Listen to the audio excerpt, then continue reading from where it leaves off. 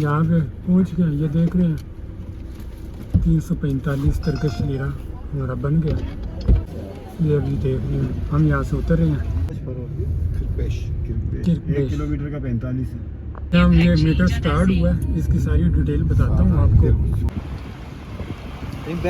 के व्लॉग के अंदर हम आपको बताते हैं तुर्की के अंदर टैक्सी किस तरह है, उसकी क्या प्राइस होती है, 1 किलोमीटर कितने पैसे लेते हैं, वो सारी डिटेल इस वीडियो के अंदर बताते हैं आपको। अभी हम जा रहे हैं यहाँ से, मेरे साथ ये दोस्त हैं, तो यहाँ से अब आपको बताते हैं, सारी अपडेट देते हैं टैक्सी के बारे में।